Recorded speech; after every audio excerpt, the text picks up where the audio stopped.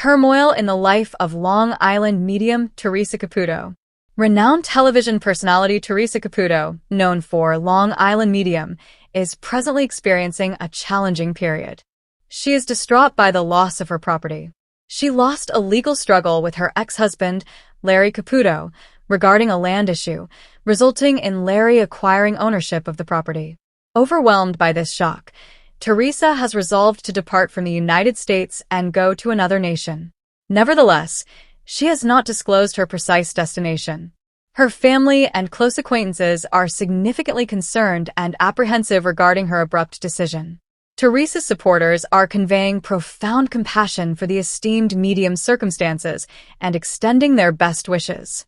Theresa Caputo, the esteemed star of Long Island medium, has always asserted her ability to perceive the whispers of the deceased.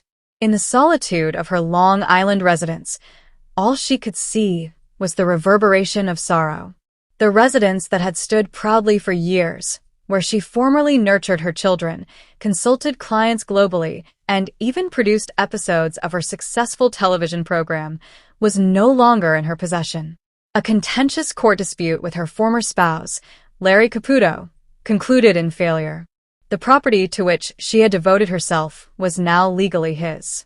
The court's decision was prompt, however its consequences were catastrophic. Teresa occupied the wraparound porch for the final occasion. The breeze originating from the Atlantic suddenly seemed distinct, more frigid and foreign.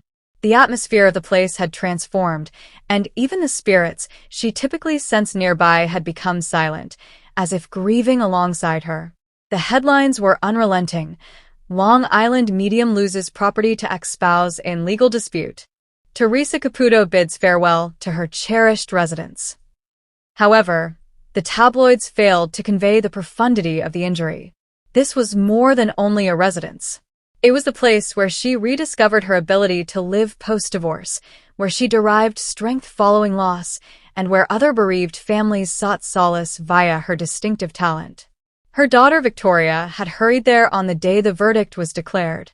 "Mother, your departure is unnecessary," she stated with tears in her eyes. "We can combat this. We can commence anew here." However, Teresa merely offered a faint smile. "Beloved, certain conflicts are not intended to be engaged. Certain conclusions are only the universe's method of propelling us toward a fresh commencement." Thus, with her hair still up and her heels still formidable, Teresa silently organized her life. However, her subsequent action astonished even her nearest associates. She was departing the nation. She did not disclose her destination. She was not required to. She merely stated, "I must go where the energy is pure, where my identity remains unknown, where I can recuperate, and perhaps reacquire the ability to listen." Admirers worldwide inundated her social media with expressions of affection and encouragement. "We hold deep affection for you, Teresa. Return with greater strength. The world requires your talent. Proceed at your own pace. We will be present. Home is the locus of one's affections. You will rediscover it." Larry, unexpectedly, maintained silence during the media frenzy. Some conjectured that he experienced remorse. Others asserted that the property was not primarily concerned with the land, but rather with unresolved anguish stemming from their unsuccessful marriage. In the subsequent weeks, sightings of Teresa emerged in unforeseen locations: an island off the coast of Portugal, a secluded settlement in the Scottish Highlands, and a spiritual retreat in the Himalayas. Although each was unverified, every reference ignited optimism among her supporters. In Long Island, the home remained motionless, its windows vacant, its atmosphere subdued. One day, a letter arrived at her publisher's office, inscribed in Teresa's distinctive cursive handwriting. "I have traversed the boundaries of stillness and returned. I have conversed with entities predating language. I have observed beauty in the fractured. I am not finished. I shall return. However, not in the manner you were familiar with, as the lady I was destined to be." Nonetheless, the monotonous clink of metal reverberated throughout Greenridge Correctional Facility as inmates proceeded with their routines. Included in the group was Marcus Hill, a 38-year-old individual currently serving a 20-year term for armed robbery. Despite his rugged exterior, Marcus bore the silent anguish of a man who had lost far more than merely his liberty. What tormented him most was not his transgression, but the recollection of his younger sister, Lena, who perished in a vehicular accident while he remained at large. Marcus was unable to attend her burial. He did not even bid farewell. On a blustery Tuesday afternoon, the prison declared an extraordinary occurrence, a spiritual visitation by the esteemed Long Island medium, Theresa Caputo. The warden clarified that a local group organized it as a component of a mental health outreach effort. The majority of inmates dismissed or overlooked the notification, with the exception of Marcus, who enrolled primarily due to ennui. Teresa entered the room with her characteristic flair, hair elevated, heels even higher, and speech imbued with quintessential Long Island assurance.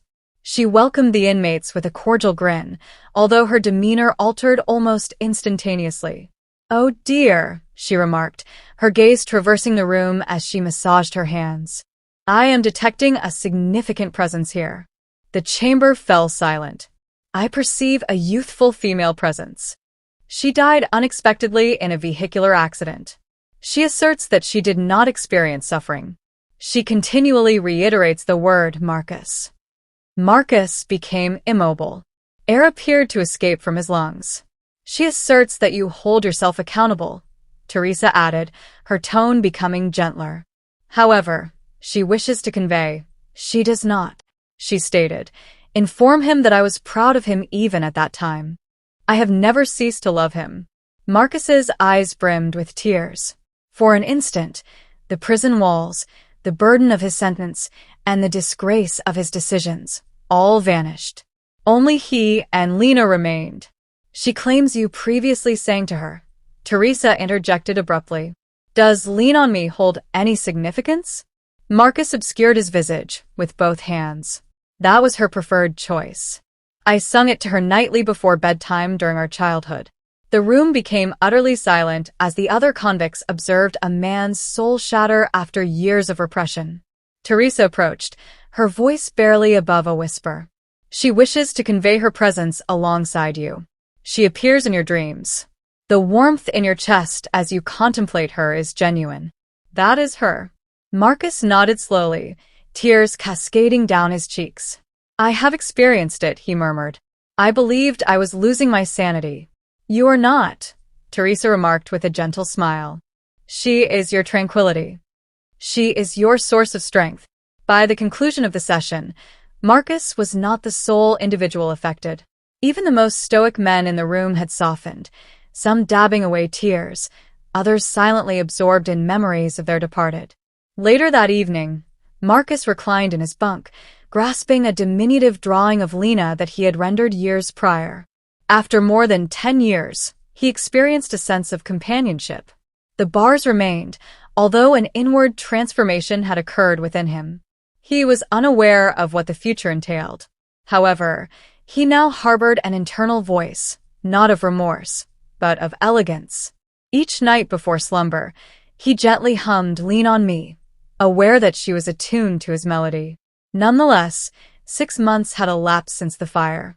The physicians deemed it miraculous that 22-year-old Emily survived. However, Emily did not perceive herself as fortunate. That night, she lost everything: her parents, her childhood residence, and most significantly, her younger sister, Lily. Emily had remained largely silent since that time.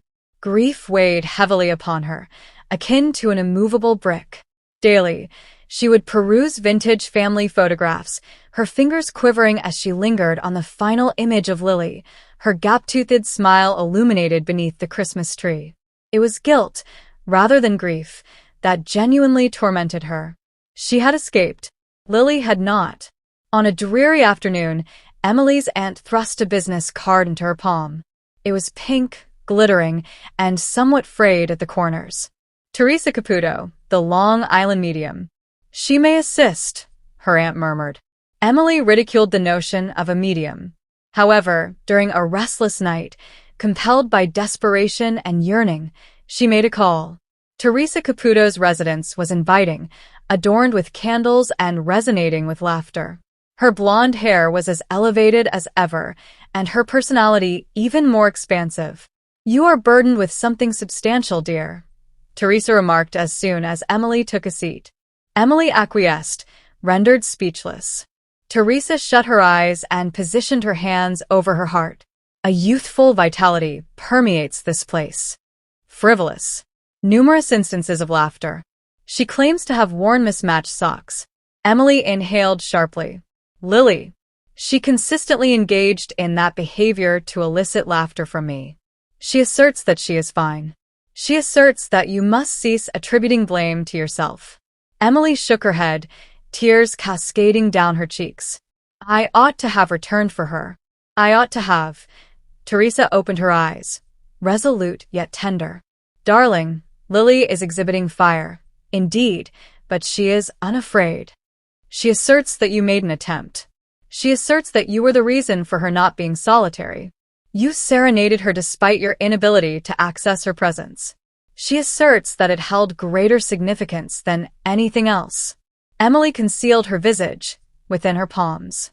She asserts that she remains in a relationship with you. She deposits pennies. Does that signify anything? Emily's breath caught. I consistently discover pennies on my windowsill. I believed I was descending into madness. Teresa beamed. You are not insane. You are cherished. Lily desires your continued existence. For the two of you. The session endured about an hour, although for Emily, time contorted and enveloped each utterance. She exited feeling unburdened, as though Lily had caressed her shoulder and murmured, I'm all right. That evening, Emily composed an entry in her journal for the first time since the conflagration. She composed a narrative regarding Lily, her whimsical melodies, her affection for marshmallows, her ardent embraces. A breeze stirred the trees outside her window. Another penny rested on the sill. Several months later, Emily commenced helping at a pediatric burn recovery clinic. She perused narratives. She adorned visages with paint. She performed lullabies. Every smile she elicited was in homage to Lily. Occasionally, when uncertainty resurfaced, she would murmur to the breeze, Is Lily present? A penny would promptly manifest. Consistently.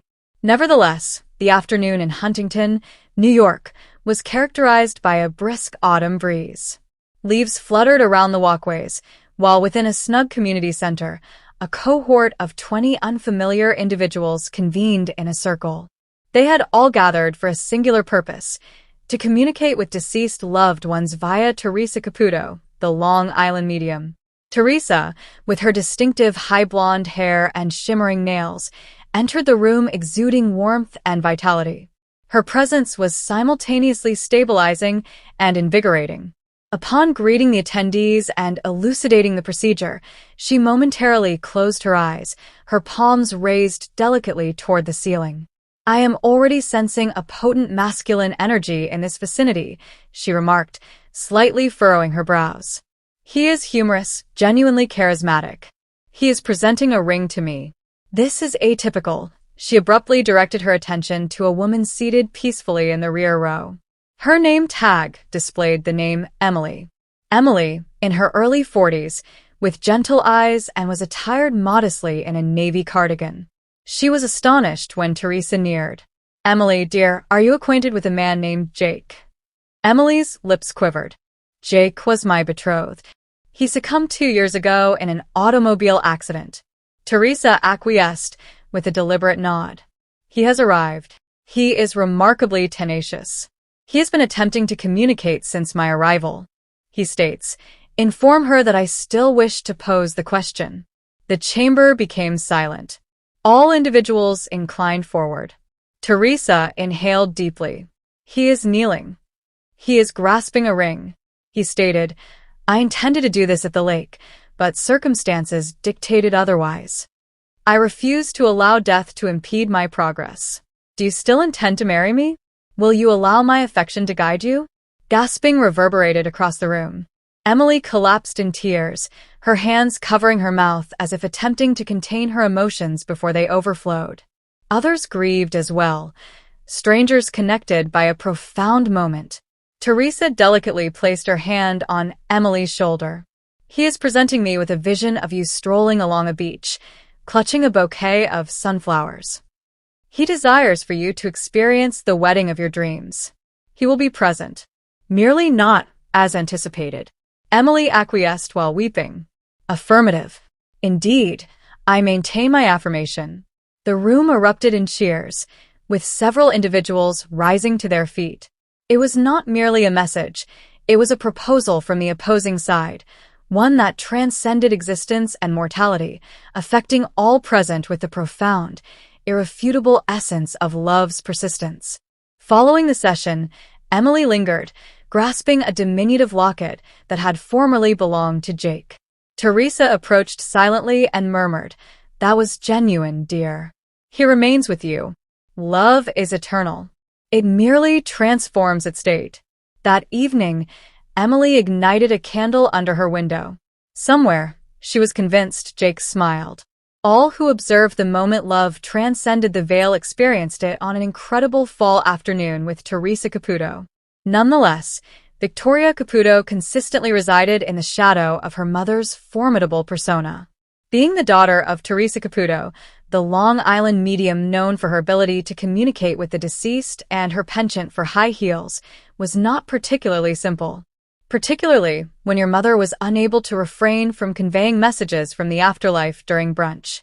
At 29, Victoria was resolute, self-sufficient, and weary of everyone presuming she would also become a medium. She sought to establish her own identity. She attempted baking, unsuccessfully, candle making, her flat still reeked of scorched wax, and even launched a podcast, which her mother inadvertently interrupted, live, with a ghost visitation. No connections were made.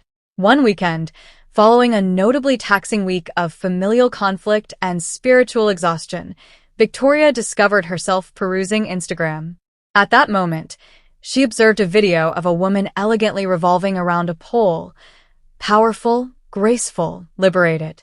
The inscription stated, "Pole fitness, the intersection of strength and confidence." Victoria closed and opened her eyes rapidly. Is pole dancing an activity of interest? Indeed. She terminated the application. Subsequently, it was reopened. 3 days later, she found herself anxiously positioned within Pole Revolution, a well-illuminated pole studio located in a tranquil area of Long Island. Clad in leggings and a tank top, she endeavored to avoid excessive contemplation. Several other women were engaging in stretching exercises. Laughter and music filled the air, with no apparitions present. It felt ordinary, established. The instructor, an energetic woman named Jazz, welcomed her. "Is this your initial experience?" Affirmative.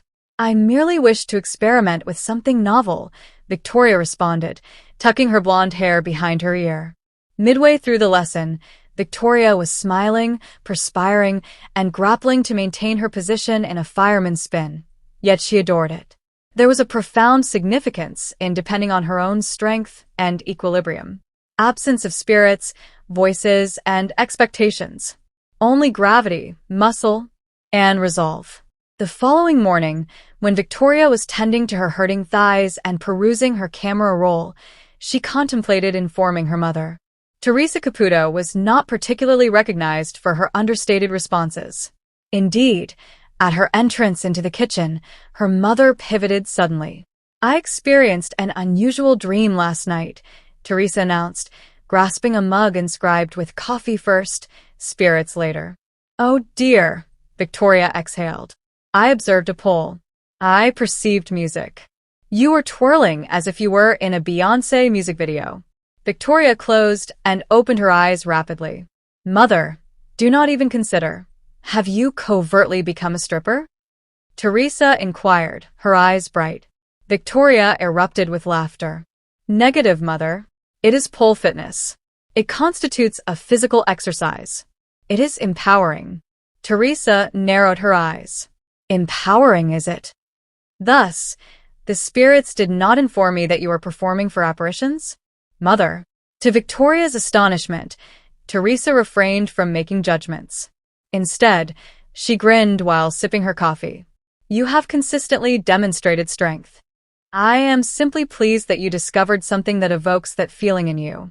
Subsequently, Victoria enrolled in a comprehensive 10-class pass. With each whirl, elevation, or attitude, she was not merely dancing. She was reconstituting her identity, emerging from the shadows of past influences and embracing the illumination of her own resilience. Unbeknownst to her, Teresa will eventually appear in class, adorned in leopard print leggings.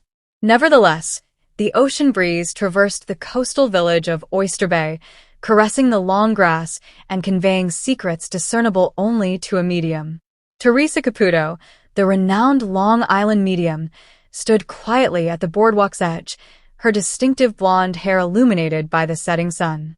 Her presence was not for a television production or a public engagement. A subtle yet persistent presence had captivated her, akin to a distant echo borne by the wind. Within the Montelli family's unassuming residence, sorrow permeated the atmosphere akin to dense velvet curtains. 16-year-old Julia Montelli ceased verbal communication 6 months prior following the disappearance of her elder brother, Lucas, during a hiking expedition in the Catskills. No body has ever been discovered. The search operations yielded no results, and ultimately, the authorities abandoned their hope. However, Teresa was aware of the truth. Rosa, Julia's mother, extended an invitation to her after viewing a rerun of one of Teresa's episodes late at night. Rosa had never subscribed to the beliefs in mediums or psychics, yet desperation cultivates hope in the absence of skepticism. Teresa entered the Montelli residence and halted in the lobby. Her eyelids narrowed little, her respiration decelerated. The atmosphere changed. I must convey something to you, she stated quickly, without preamble. A young man is present here. He states, inform Ma that I did not endure any suffering. It occurred rapidly. Rosa grasped her chest and collapsed onto a kitchen chair, quaking. Teresa proceeded to the corridor. He is pacing. He is concerned about someone who remains present. A sibling female. She is in pain. He asserts that she holds herself accountable. Julia, mute and pallid, had been eavesdropping from the staircase's summit. Her eyes filled with unexpected tears. He desires for her to cease rehashing that final message. The individual she disregarded. Julia inhaled sharply. Her phone vibrated once throughout her algebra examination. It was Lucas. She did not read the text. By the time she verified, he had already disappeared. Teresa nodded slowly, despite Julia's silence. He asserts that it was not her fault.